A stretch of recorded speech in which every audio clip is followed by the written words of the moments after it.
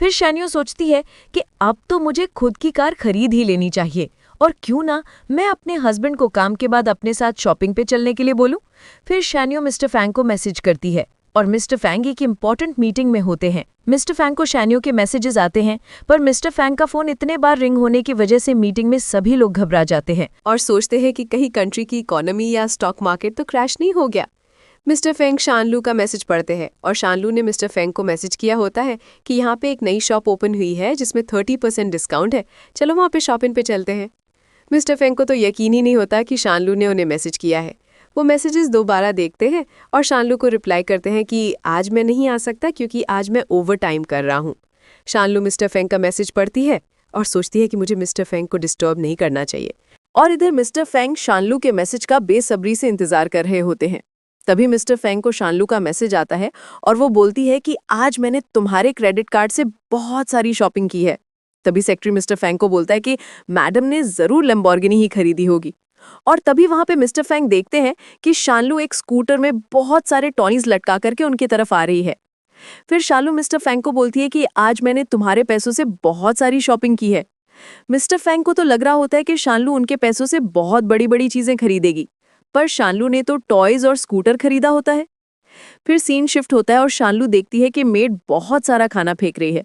शानलू उसे रोकती है और बोलती है कि तुम ऐसा क्यों कर रही हो। मेड बताती है कि आप ही ने बोला था जो भी चीज आपके घर से आए उसे फेंक देना है, इसीलिए मैं सारा खाना फेंक रही थी। शानलू अपने आप को शीशे में देख रही होती है और बोलती है कि मैं एक ऑर्फन थी, मुझे कभी अपने पेरेंट्स का लव नहीं मिला, और जो इस बॉडी के रियल ओनर है वो कितनी लकी है, उसको हमेशा उसके पेरेंट्स का प्यार मिला और वो कभी भी अपने पेरेंट्स के लिए थैंकफुल नहीं थी।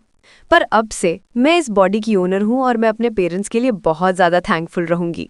फिर हम देखते हैं कि शानलू और मिस्टर फेंग डिनर कर रहे होते हैं और शानलू मिस्टर फेंग को बोलती है कि कल मैं अपने पेरेंट्स के साथ डिनर करूंगी।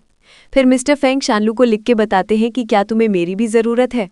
तो शानलू बोलती है नहीं नहीं, मैं अकेले चली जाऊंगी। तो मिस्टर फेंग शानलू को बोलती है ठीक है, मैं ड्राइवर को तुम्हें छोड़ने के लिए बोल दूंगा। फिर शानलू मिस्टर फेंग को बोलती है कि ये स्पाइसी फिश मेरे घर से आया है और तुम इसको टेस्ट करके देखो। मेड शानलू को रोकते हुए बोलती है कि मिस्टर फेंग स्पाइसी फूड नहीं खा सकते हैं। तभी मिस्टर फेंग शानलू के प्लेट से स्पाइसी फिश उठा के खा लेते हैं, पर उनसे स्पाइसीनेस बर्दाश्त ही नहीं होता। तो शान उन्हें पानी देती है, पर वो गलती से पानी मिस्टर फेंग के ऊपर गिरा देती है और फिर वो टिश्यू लेकर के मिस्टर फेंग को पूछने लगती है। फिर शानलू मिस्टर फेंग की पैंट साफ करने लगती है और मिस्टर फेंग उसे इशारा करके रोकने की कोशिश करते हैं, पर शानलू तो मिस्टर फेंग के इशारों को गलत समझ लेती है। शानलू सोचती है ये पैंट इतनी एक्सपेंसिव है और मैंने सब बर्बाद कर दिया। दूर से मेड को लगता है शानलू और मिस्टर फेंग का कुछ रोमांटिक मोमेंट हो रहा है और शानलू मिस्टर फेंग का पैरों के पास बैठी हुई है। मेड उन्हें देखकर सोचती है कि मिस्टर फेंग तो बिल्कुल भी शाई नहीं लग रहे और अगर ऐसा ही चलता रहा तो जल्दी मिस्टर फेंग और शानलू का एक बेबी हो जाएगा। फिर हम देखते हैं कि शानलू अपने पेरेंट्स के घर आई होती है और वो ड्राइवर को गाड़ी बहुत दूर पार्क करने के लिए बोलती है ताकि उसे लोगों का अननेसेसरी अटेंशन ना मिले। फिर शानलू अपने पेरेंट्स से मिलती है और उसके पेरेंट्स उसका बहुत ध्यान रख रहे होते हैं। शानलू की मॉम उससे पूछती है कि अगर तुम्हारा हस्बैंड तुम्हें पसंद नहीं है तो तुम हमें बता सकती हो, और शानलू के डैड बोलते हैं कि मिस्टर फेंग की फैमिली बहुत रिच है, हम उनसे मुकाबला नहीं कर सकते, पर तुम्हें कोई भी प्रॉब्लम है तो तुम डिवोर्स ले सकते हो, हम हमेशा तुम्हारा सपोर्ट करेंगे। फिर शानलू बोलती है कि मैं अपनी शादी में मिस्टर फेंग के साथ बहुत खुश हूँ, तो आप लोग प्लीज़ मेरी टेंशन मत लीजिए, और वैसे भी मिस्टर फेंग म्यूट है इसलिए हमारी कभी लड़ाई नहीं होती और वो मेरे पे कभी गुस्सा भी नहीं करते। फिर शानलू की मॉम पूछती है कि मिस्टर फेंग म्यूट क्यों है, तुम्हें कुछ पता चला? तो शानलू बोलती है कि मैंने मेड को बात करते हुए सुना था। शानलू बोलती है कि मिस्टर फेंग हमेशा से म्यूट नहीं थे, उनके साथ कुछ बहुत बुरा हुआ था जिसकी वजह से उन्होंने बोलना बंद कर दिया और वो अपना इलाज भी करवा रहे हैं, तो जल्दी सब कुछ ठीक हो जाएगा। और फिर हम देखते हैं कि शानलू की कज़न जॉ अपने पेरेंट्स के साथ शानलू के घर पे आती है और वो बहुत शो ऑफ कर रही होती है। शियाओ शानलू को अपनी रिंग दिखाती है और बोलती है कि ये रिंग मुझे मेरे बॉयफ्रेंड ने दी है। शानलू शियाओ को बोलती है कि यहाँ पे तुमसे किसी ने नहीं पूछा इस बारे में, तुम इस बारे में इतना शो ऑफ क्यों कर रही हो? फिर शियाओ की मॉम शानलू को नीचा दिखाने के लिए बोलती है कि तुम और शियाओ एक ही एज के हो, पर शियाओ अपनी लाइफ में कितना अच्छा कर रही है।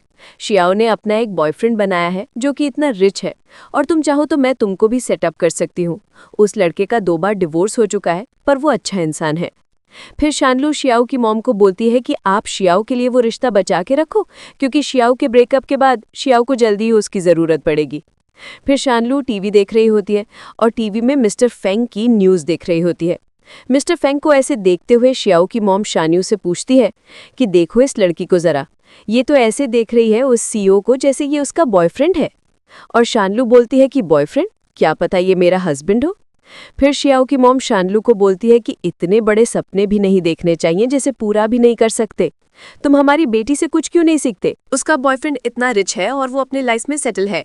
फिर शानलू की मॉम बोलती है कि कोई लड़का कितना भी अच्छा क्यों ना हो, हमारी बेटी को वो डिजर्व नहीं करता क्योंकि शानलू सबसे बेस्ट है। शानलू शियाओ की फैमिली को बाहर छोड़ने आती है। तभी वहाँ पे एक मर्सिडीज कार आके रुकती है जिसमें शियाओ का बॉयफ्रेंड होता है। फिर शियाओ शानलू के सामने अपने बॉयफ्रेंड का शो ऑफ करने लगती है और उसे बोलती है कि तुमने तो कभी इतनी महंगी कार देखी भी नहीं होगी और तुम अपनी सैलरी से एक स्कूटर भी अफोर्ड नहीं कर सकती हो। मैं तुम पर दया करके तुम्हें एक राउंड तो अपनी कार में घुमा ही सकती हूँ, जिससे तुम्हें पता चले कि लग्जरी कार में बैठने का क्या फायदा होता है। शानलू शियाओ को बोलती है कि मेरे पास कार है और मैं अपने आप जा सकती हूँ। फिर शियाओ शानलू को बोलती है अगर तुम्हारे पास कार होगी तो मैं लाइव टेलीकास्ट में शिट खाने के लिए तैयार हूँ। फिर शानलू अपने ड्राइवर को कार लेके आने के लिए बोलती है। शानलू के रोल्स रॉयस देख के तो वहाँ पे सभी शॉक ही हो जाते हैं और शियाओ के पेरेंट्स को तो यकीन ही नहीं होता कि शानलू के पास इतनी एक्सपेंसिव कार भी हो सकती है।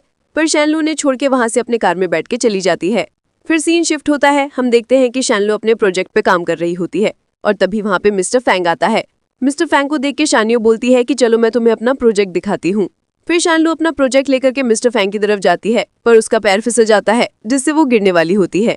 तो गिरते गिरते वो मिस्टर फैंग को पकड़ने की कोशिश करती है पर गलती से उससे उसकी शर्ट फट जाती है, जिससे मिस्टर फैंग के शर्ट के पूरे बटन खुल जाते हैं और मिस्टर फैंग शानलू को संभालते संभालते उसके ऊपर ही गिर जाते हैं। मिस्टर फैंग के शानलू में खो ही चुके होते हैं और शानलू तो मिस्टर फैंग के एब्स को देख रही होती है और उसके दिमाग में नॉटी थॉट्स आ रहे होते हैं। तभी वहाँ पे मेड आती है और बोलती है कि आपका शावर रेडी है। फिर शानलू मिस्टर फैंग को बोलती है क्योंकि आपकी शर्ट पहले से ही फट चुकी है तो आप भी पहले जाके नहा लो। फिर हम देखते हैं कि मिस्टर फैंग ने किसी की इन्फॉर्मेशन निकालने के लिए कहा था क्योंकि किसी ने मिस्टर फैंग के पोस्ट के नीचे कमेंट किया था कि ये मेरे हस्बैंड है। फिर मिस्टर फैंग को पता चलता है कि वो और कोई नहीं शानलू ही थी। तो ये जान के मिस्टर फैंग का मूड ही खुश हो जाता है और वो मुस्कुराने लगते हैं। फिर मिस्टर फैंग शावर लेने जाते हैं और शावर लेने के बाद वो शावर को नीचे एडजस्ट कर देते हैं ताकि शानलू को कोई प्रॉब्लम ना हो। शानलू भी ये चीज़ नोटिस करती है और खुश हो जाती है। फिर मिस्टर फैंग बेडरूम में आता है और शानलू वहाँ भी पहले से ही उनका इंतजार कर रही होती है। शानलू मिस्टर फैंग को बोलती है कि मुझे पता है तुमने मेरे लिए क्या किया था और इसलिए मैं तुम्हें रीपे करना चाहती हूँ। फिर शानलू मिस्टर फैंग को जबरदस्ती अपने पास बैठा लेती है। शानलू मिस्टर फैंग को बोलती है कि आज मैं तुम्हें और भी हैंडसम बना दूंगी। मिस्टर फैंग तो घबरा ही रहे होते हैं। तभी शानलू मिस्टर फैंग को कंबल के अंदर ले जाती है। इससे पहले मिस्टर फैंग कुछ सोचते शानलू उनके सामने लाइट जलने वाली वॉच दिखाती है। फिर शानलू मिस्टर फैंग को बोलती है कि जब मैंने स्कूटर खरीदा था तो उन्होंने मुझे ये 2 वॉचेस दी थी और मैं थोड़ी शेल्फिश हूँ तो मैं दोनों अपने पास रखना चाहती थी, पर एक अब मैं तुम्हें दे सकती हूँ और क्या ये तुम्हें पसंद आया? मिस्टर फैंग शानलू को बहुत प्यार से देख रहे होते हैं और वो मुस्कुराते हुए हाँ में इशारा करते हैं।